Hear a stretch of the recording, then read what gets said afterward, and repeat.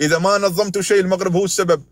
يعني اذا حرمه طلعت للحرم وسبت وقذفت، المغرب هو السبب. اساسا شفناها قبل، انا دخلت صفحتها وانا من الناس اللي استضافها في البث، وطلعت قست وتكلمت. يعني بس يا اخوان، بس العقده المغربيه هاي ما تخلص. حد يطلع لنا عاقل انسان يقدر يناقش، يعطنا اسباب ثانيه ما نعرفها. اما سبب العقده المغربيه الكل صار يدري. توحد العرب وتوحد المسلمين على اساس ان هاي الجزائريين عندهم نقص في التغذيه ونقص في الفهم، ومتعاطين شيء. النوعيه اللي يتعاطونها غريبه سبحان الله العظيم. يا رجل إن كان الرئيس الرئيس تبون يخرط عليهم. أنا تدري البارحة قبل يومين في خطابه يا جاسم قال لهم الجزائر لا تسبقها أي دولة في الحرية الاقتصادية، مع العلم أن الجزائر في مؤشر الحرية الاقتصادية تصنف 153 في آخر دول العالم، وقال لهم الجزائر لا تسبقها أي دولة في العالم. يعني إن كان الرئيس هكذا ماذا تتوقع من الشعب يا جاسم؟ أنت صايرة الحين تحجين بيت الله الحرام، ولا إنك تتعاطين مع الناس في التعليقات؟ خلينا نقول الناس الثانية غلطت أو غيره، لكن لا والله مو بلهاي الدرجة. يعني عادي كل ما علق لي حد وكل ما قال شيء يفتح بث من داخل الحرم ولا عن والدينه. يعني هاي ما صار فيها مناسك، هاي صارت مسابب. لا مو بناسي العلم الجزائري، لازم تحط العلم الجزائري. شوفوني انا من الجزائر، انا سبابه لعانه. شوف يا المروكيه المخزنيه سيرتيفيكات دو بسيكاتري ديروه لبناتكم. الثانيين مناك من الجهه الثانيه يهتفون 1 2 3 فيفا الجيري. هاي جالسه تسب اللي ينشرون ملابسهم مقابل الحرم بنيه التبرك بالزواج، وما ادري هالخرابيط الشعوذه هاي من وين جايبينها. يعني كميه المصائب اللي صارت هالسنه لا ادري. لا تعليق صدق. من يعني سكوت سيدي الملك محمد السادس عنكم طوال هالسنوات، واخر شيء فجرها وقال العالم الاخر. صدق يعني تم تصنيفكم في العالم الاخر، يعني ليست بالصدفه. يعني هو مصطلح يعني مختار بعنايه. سبحان الله العظيم من الهم هالانسان ومن اعطاه المصطلح المناسب. يعني وضعكم في العالم الاخر، ضمن العالم الاخر. يعني صدق انسان يكلم صخره، والثاني يعبد بقره، والثالث يخاطب الغابه، والرابع يتردد مع الناس في التعليقات داخل الحرم. ما اعرف. يعني حرفيا العالم الاخر، العالم الموازي لكل عالم ثاني. اعوذ بالله. تفضل يا اخي. تسمع فيا، راني نسمع فيك. انتوما عايشين في الجزائر، تعرفوا الجزائر، تعرفوا الجزائر، تعرفوا قوانين الجزائر. الحين ما علاقه الجزائر بس بهاي الحرمه اللي اسمعني خليني نحكي معك، جاوبني. عندها حق جاسم، عندها حق، خليها تهضر. يا اخي شاوي انت تعرف الجزائر، تعرف الجزائر، انت تعرف الجزائر، انت زياره بالك ما زرتش الجزائر. كيفاش تحكي على الجزائر؟ يعني معقول؟ اعرف انت من وين. انا بعطيك الولايات كلهم. خليك قال لك ما اعرف. خليك من الولايات، كي تطلع الخريطه تعرف تسمي كاع الولايات. انت تعرف الجزائر. بعطيك انا الاماكن، بعطيك حتى سيدي حمولي ما اسمع خليني نكمل لك، خليني نهضر وما ديريش المايك يا اختي الغاليه. شوف يا اخي شوي لا تعصبي، لا تصرخي. من الجهل تاع البنات يا جاسم. خلي المراه تهضر صاحبي. انت نبيل هذاك خليته يهضر يا اخي. لا تصرخ البث. انا ما نسرخش البرد. خطيك من الجزائر وخطيك من ضرب الجزائر وخطيك من دوله الجزائر، ما عندك ما دخلك الجزائر. الها ببلادك. يعني هاي الها ببلادك. واحد المطبعين يا اخي، مطبعين يا اخي. ايش دخل يا اخي؟ المطبعين ما يسبون الناس في الحرم. يا اخي بايعين القضيه الفلسطينيه وطالعين دايرين اللايفات باش يطلبوا، باش يسوحوا. بارك الله على فلسطين. شو دخل فلسطين؟ الله اللي حرت لنا فلسطين. يا اخي يا اخي خلوا الجزائر. الجزائر ما يسمع كاع بكم انتوما. ثواني يا ولد العاصمه، لا حد يقاطع. الجزائر ماهيش كاع سامعه بكم، ماهيش عرفتكم كاع انتوما شكون. غاليه. بس انت الحين شو دخل التطبيع في مكه؟ شو دخل مكه تاعك؟ غير قرديها لروحك. ما تدخليلهاش غير اليهود، كيف ما دخل؟ اليهود ما سبوا المسلمين داخل الحرم. هاي اللي جالسه تسب الحين يهوديه. تهضروا معاهم ويسبوكم. انت عطيت احترام منين درتوا فيهم الرقاصات ودرتوا فيهم من متى؟ اي اسلام اللي يقول لك تسب؟ اي اسلام اللي يقول لك تسب؟ منين درتوا فيهم لا دونس ودرتوا فيهم الدربوكه؟ ما كانتش الحرمين. وكي راحوا الجزائريين يسبوا فيه. يا بنت الحلال ثواني. هذا حرم، موسم حج، موسم يا اخي، موسم حج يا بني ادم، ليس مهرجان. موسم حج ياسم، دخل اليهود، هل اليهود يسبون؟ كيف لا تقاطعوها خلها تخرط؟ هاي ياسة تمر المغالطات. تفضلي كملي مداخلتك، بس لا تقولي انه لا تربطين المهرجان بموسم الحج، لان المهرجان شيء وموسم الحج شيء ثاني. ثالث شيء، ما دخل التطبيع وفلسطين في السب واللعن داخل الحرم. انا احاول استوعب الحين يعني الحابل في النابل وشعبان مع رمضان، ايش دخل هافها؟ يعني انت كيف عطيتي لنفسك؟ استغفر الله العظيم. تفضلي يا يوسف، تفضلي خلوه تكمل. تفضلي. قفلت المايك، صاي قفلت. لا ما قفلتش، خليني يكمل. الجزائريين رجال الاحرار وحروا قاره، وما مش قاعدين يطلبوا على التيك توك. فهمت؟ شو دخل الحين الحرب في السب في القذف داخل الحرم؟ لا تحكي الجزائر، انت شو دخلك في الجزائر؟ الهب بلادك، هب بلادك المطبعه. يا ابوي انت يا جاسم انا عايز اعرف هم عملوا ايه في فلسطين وعملوا ايه في القاره وعملوا ايه في الدنيا كلها. كلها. يا حماده مو موضوع فلسطين يا المطبعين. بس الحين يا الموضوع السعوديه يا بنتي والعمره يا ستي، واللي انتوا زرتوه في العمره بس. كوبي ديروا الفيزا، ديروا خلينا احنا حريص نجاوب بعض. يا يوزر اول شيء ما حد يتكلم عليكم. هو هذه الامراه اللي في الصوره جاءت للسعوديه وخالفت القوانين وخالفت الشروط، من حقي اني انا اتكلم عليها. اثارت فوضى في الارض. طردوها وديروا الفيزا. طيب احنا لا تصرفي. اول شيء احنا فارضين عليكم فيزا وفارضين الشهاده العقليه للجزائريين. وعلى فكركم انتم يا المطبعين يا بياعين البلاد، السعوديه مو مطبعه يا بنت الحلال. يا الخونه يا قسامين الشعوب العرب. نزلوا رخصة الجزائرية. الحين ما دخل التطبيع، ما دخل اليهود، ما دخل فلسطين، ما دخل ان احنا نعرف الجزائر ولا ما نعرف الجزائر، ما دخل هاي الامور في انك تطلعين في مكة او في الحرم وتسبين النساء المسلمات. ما دخل الحابل في النابل. الحين ما اعرف ما هي العلاقة بينهم، ما اعرف بين العلاقة. جاسم يا اخي تكلمنا يا جاسم وقلت لك ما تكيلش ميكيالين يا جاسم، خلينا نريحوا اصدقاء ونريحوا احبه. يا جاسم انت على بالك ما فيش لا طيح لي نطيح لك انا وانت بس طيح لي نطيح لك. ما فيش تتكلم. درك المرأة هذه تعاودت انت قلت طيحت في الحرم، عندك الفيديو نتاعها بلي طيحت في الحرم الداخل. ما عندك. ابوي يفتح ادخل اكتب خالتي عيشه، ادخل اكتب خالتي عيشه بالانجليزي. اسمع انت جبت خالتك عيشه وتكلمت معاها في لايف من لايفات وتكلمت معاه وجبتها وقلت لها هي قالت مصره على كملنا خالتي عيشه، قالت مصره. ارجع درك النبيل ما كملنا يا جاسم. خليني نتكلم مع نبيله. شوف انا بينك وجاسم، بيني وبينك السفير السعودي. انا نجيب لك درك بعد السفير السعودي واش قال وواش قلتوا انتوما، وبيني وبينك السفير السعودي ما كان حتى مشكل. انا درك بعد نجيب لك السفير السعودي واش قال. السفير السعودي لما اتكلم في 2023 بعد اللي قالوا تكلم فيه هذا هو ميوت. انا ارد عليه. حط له ميوت يا جاسم. انا اعطيني انا بيان سلم الست يا شاوي. دقيقه يا حماد الله يسلمك. حطوا له ميوت.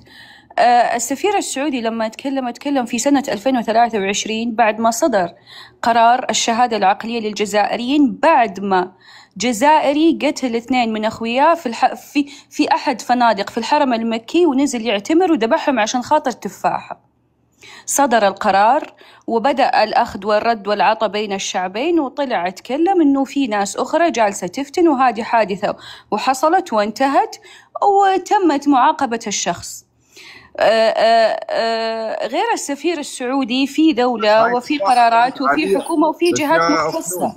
أخت نون، هاي التفاحة كانت تفاحة عادية ولا تفاحة سبيشل يعني شيء ثاني؟ لا تفاحة سبيشل، فعمرهم ما شافوها فقام قتل 2 عشان خاطر تفاحة. زين أخت نون عشان تشوف. كمل أختك. لا حد يقاطع مرة ثانية. تفضل لا حد يقاطع مرة ثانية. تفضل بس أخوي شاوي شوف. الحدث بعد ما استضفنا المرأة هاي تكرر الحدث مرة ثانية وفتحت بث مرة ثانية وردت مرة ثانية. يعني هاي المرأة الجزائرية لم تستسلم، فلذلك أنا فتحت للمرة الثالثة. واش قالت بس هي درك خالتي عيشة هذه وانا بلاصة نفس الشيء. ردت على الناس اللي علقوا وسبتهم وسبت عرضهم وتدعي عليهم من داخل الحرم. ويصلح تدعي من داخل الحرم وتسب الناس من داخل الحرم؟ لا يجوز. قول حق هاي المرأة الجزائرية يقولها يا خالتي عيشة. شوف انا بغيت فتوى من هيئه العلماء في السعوديه يعني يتكلمون على هذا. يا اختها انا مانيش اول خطره رحت السعوديه، انا رحت 5 خطرات ولا 6 خطرات السعود. انا نعرف واش كاين ونعرف. دقيقه يا اختي، بس تبقى اي فتوى على الناس اللي عملوا هذا بالعلم ولا بيان من يا اخي. لماذا انت الحين وزاره الخارجيه السعوديه يا اخي الغالي؟ يا شوف عشان ما نصرخ على بعض، انت ليش تنتظر فتوى من السعوديه؟ وانتظرك انت تتكلم علي، انتظرك انت تكرهني انت تكرهني. انا لك اوراسي، انا ما نكرهك، انا نحبك اوراسي. شوف يا جاسم، انت انا اسمحوا لي اعطيه الفتوى. لا بس قبل هذا يا ود انا عندي فتوى بالصوت والصوره. يلا زين تفضل. اي صح، اعطيه الفتوى اللي طلعوا الشيخ اسمه اللي قبل يوم. طلع له الفتوى يلا. كبر لي الصوره. وتاعك يا ود العاصمه قبلوها مروكي. لا ما كاش منها يا اخو.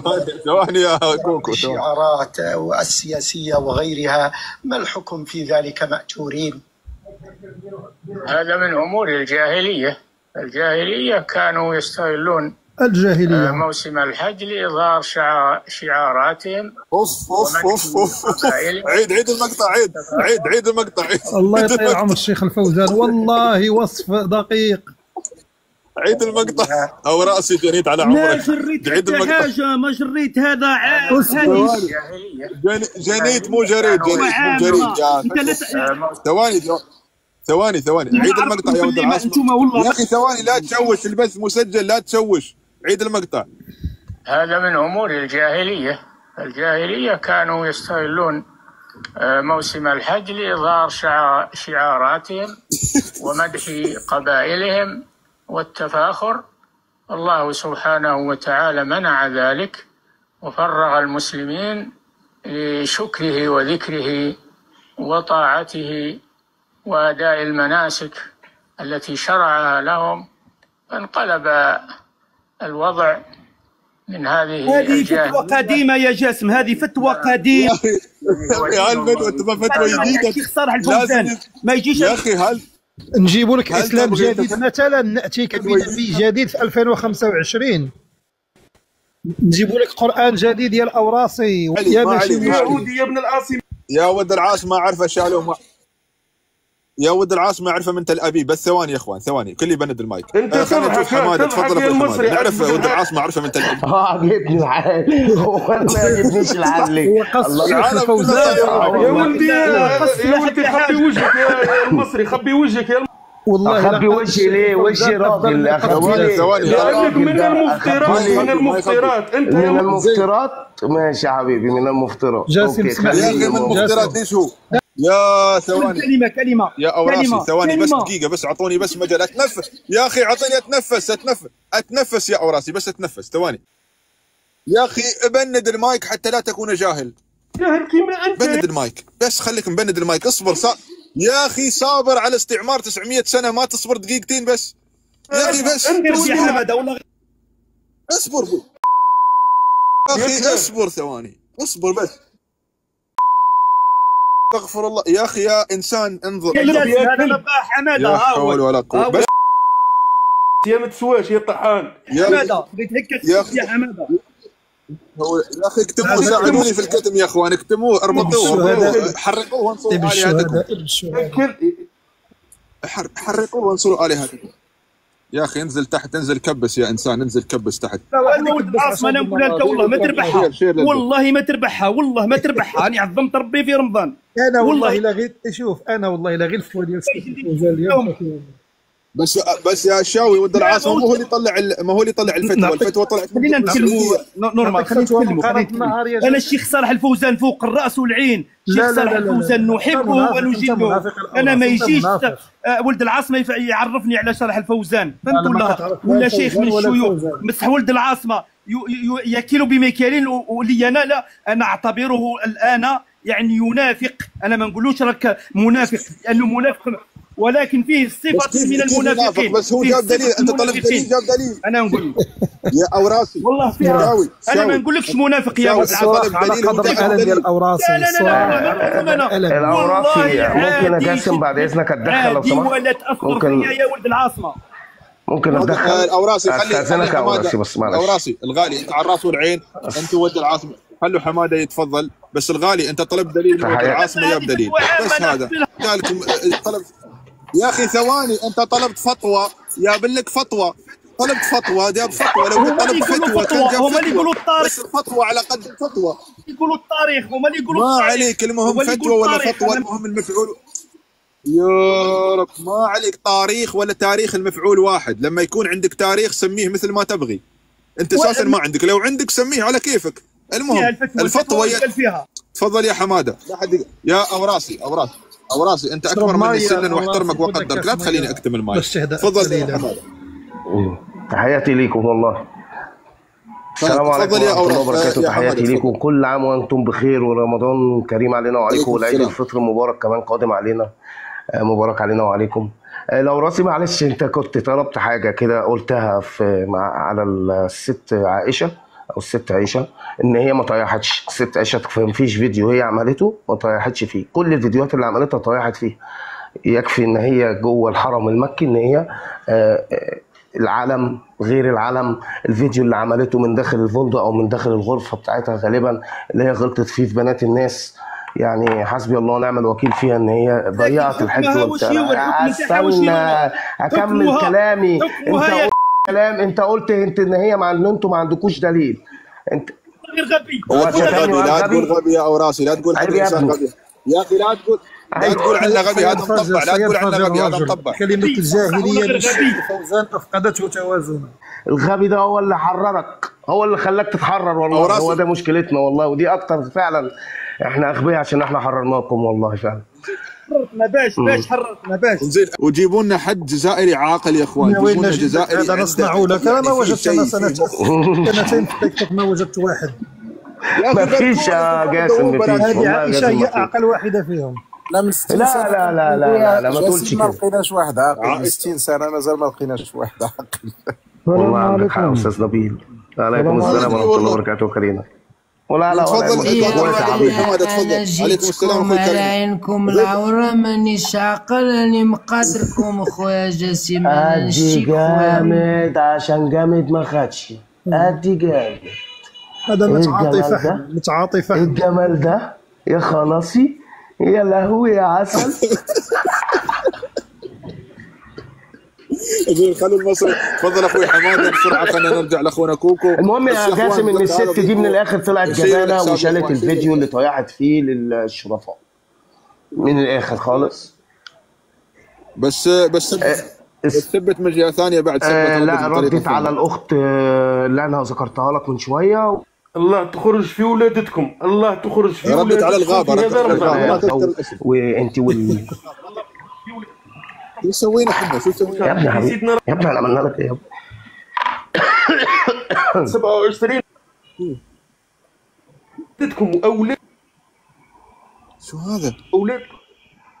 وش دخل ولادتنا في المسائل اللي تصير بين الجزائريين في الحرم؟ يمكن لازم تغطي الكاميرا يا حماده. مش عارف ليه. لا فريمان، هو انت مش بتحب يا العلامه دي مضايقاك. انا ما خدتش بالي. العلامه دي مضايقاك. يا عيني ما خدتش بالي. لا يا ابن لا لا لا لا اسمع. لا لا ابن ام رخصه. لا عيب. لا عيب يا ابن ام رخصه، عيب. لا خلاص يا حماده ما عليك. شفت المصري كيف اخلاق؟ شفت كيف ما رد عليك؟ شوف سبحان الله. شفت مود ربك لا يسوي لك يا رجل. على من فيرد ما يسوي لك حتى الدعاوي ديالهم كتلف كما كيقولوا الاخوان المصريين، كترجع ليهم هما. سبحان الله. ما تشوف بلدهم كل دواء هي الشعب. الله وجابوا لك كمان معنا.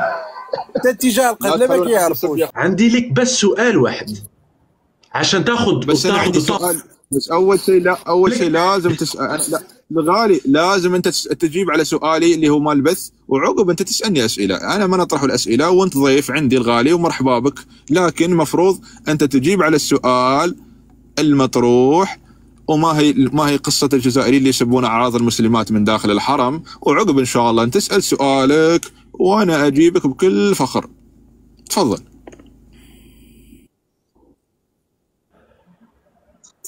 عطنا رايك في اللي حصل. هذه معروفه مواضيع مش بس الجزائر. انا حقول لك الدول الذي يسبون الامهات السنيات انا موضوعي الجزائر. باشر نفتح في الدول، باشر نفتح في ايران ونفتح في الدول اللي يسبون.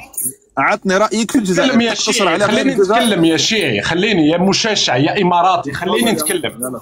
اوكي لا. الجزائر انت لما قلت شيعي عادي اتحملها، لما قلت شيعي اتحملها، لما قلت شيء ثاني على الجاسم اتحملها. اما تنعثني كاماراتي شيعي بل عن والدينك، فاهم؟ يوم قلت جاسم شيعي اوكي الامور طيبه، عطني الديانه اللي تبغاها او المذهب اللي انت تبغاه.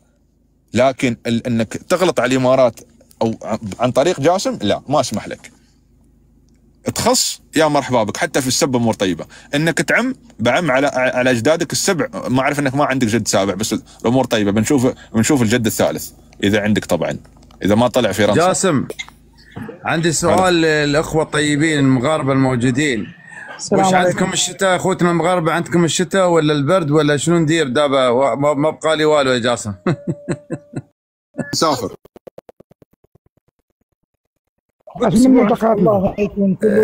كازا منزل في مطار كازا ان شاء الله. لا الجو جيد. الجو شمس الجو. اسبوع ما غتكونش الامطار، اسبوع ما غتكونش الامطار اخي محمد. اسبوع ما تكونش الامطار ان شاء الله. ان شاء الله الله يسهل الامور ان شاء الله. اخونا نبيل الصحفي الجميل والقدير والغالي والشهير والمعروف لا يعرف، السلام عليكم وحياك الله. السلام اخي جاسم، كيف الحال؟ الحمد لله بخير الله يسلمك الغالي. شو اخبارك؟ هذا الكاس صحة وسلامة. الله يحييك الغالي. بارك الله. شو الاخبار؟ الحمد لله. شو اخباركم انتم؟ الحمد لله بخير يا اخي. شو اخيرا حسينا فيكم يا اخي، اخيرا حسينا في اللي يعانونه المغاربه من السنين، من السبعينات من الستينات. يا اخي هو يا الشاوي انت مطرش لي امس فيديو مال المغاربه. شوف سبحان الله، عوض ما تركزون على افعالكم مركزين على افعال الغير. مطرش لي فيديو مال المغاربه بالزغاريد في الحرم. انا لما ركزت في الفيديو شفت فيه الصلاه والسلام على نبي الله، الله مع الجاي العالي ومع زغروته. وين الاشكال؟ ما هو باشكال. وين الاشكال؟ ما هو بسب وقذف ولعن. الصلاه والسلام على النبي. انا هذا اللي شفته في المقطع. عدت المقطع ل3 مرات او 4 مرات، والجزائريين يتداولون المقطع على اساس انه غلط. بس لما عدت المقطع حصلت انهم مجتمعين ويقولون الصلاة والسلام على النبي صلى الله عليه وسلم، وما ادري شيء مع الجاي العالي، شيء من ذا القبيل. يعني وين الاشكال يا اخوي الشاوي؟ من الصبح تردد نفس التعليق وكلكم تترددون نفس الاشياء. عليه افضل الصلاة والسلام. والفرق يا اخي هو فرق اخلاق بيننا وبينهم بكل صراحة، باش نكونوا واضحين. وكل ما يظهر لك انت، يعني الانسان السوي لا يطبع مع الخطا ولا يطبع مع الغلط. الى هاد الناس هادو، يعني اي شيء تشوف انت غلط بدون تفكير ستدينه، بدون تفكير. ما تحتاجش ليه تبرير، وما تحتاجش تعتبره رد فعل فقط، بدون ما تفكر. اي شيء غلط تدينه. لكن هما كناس لا ما هو فرق اخلاق. نقول لك علاش يا جاسم. حنا مثلا في المغرب عندنا تقبيل اليد، يد الشيخ الكبير او الام او الاب او من هو اكبر منا وقامه، هو نوع من الاحترام، وما عندهم دل. حنا عندنا مثلا السرقه شيء يعني مكروه، هما عندهم شيء محبوب ويعتبروه كيعتبروه زعما هذاك من اخوي نبيل. واحد الاشياء اللي هذيك واحد املاك العامه. قلت له يعني ليش موضوع السرقه منتشر عندكم؟ قال لي هاي السرقه او تقاسم الاملاك العامه، يعني هذا كل ما عندك انت وانا ما عندي شيء، المفروض اني لازم اسرق. يا اخي انا سمعت واحد فيهم انا في المانيا كيتحدث سرق اشياء من محل، ولما سالوا واحد الصديق عراقي هنا في 2005 كنذكر، سالوا صديق عراقي قال له كيفاش يعني كتسرق؟ وكان يوم الجمعه خارجين من المسجد وجايب معاه المسروق. قال لي لا هادو كفار يجوز يعني السرقه ديالهم يعني يجوز سرقه والله العظيم اقسم بالله والله العظيم بهذا المنطق يا استغفر الله العظيم والله العظيم بهذا المنطق. هم على قوة العاصمه هي يسمونها غنيمه. لا غنيمه هو اي حاجه انت بالنسبه لك فيها قله تربيه وقله اخلاق هو بالنسبه لهم شيء عادي وشيء محبوب وشي حاجه اللي كتبين بانهم يعني في رجوله وفي واش فهمتي ولا لا. فالموضوع مختلف تماما عندهم. داكشي اللي كبروا عليهم غير اللي كبراتو الشعوب الاخرى او بلدان اخرى لشعوبها. فناس يعني صعب انك تناقشهم وصعب انك تفهم عقليتهم من غير انهم مرضى نفسيين. هو اكبر مستشفى ديال الامراض العقليه. انا مشكلتي الان لو هذا النظام سقط مثلا ف اتمنى فقط من الامم المتحده انها تجتمع وتشوف فيهم اكبر عدد ديال الاطباء النفسيين باش يعالجوا هذا الشعب. غير هذا راه شويه صعب ان هذا الشعب هذا يطلقوه للعالم هكا دوله. بس هم وين ما حلوا وارتحلوا اخوي نبيل، وين ما حلوا وارتحلوا. يعني حتى موضوع قطر ذاك السنه في 2022 نفس الاشكاليه صارت.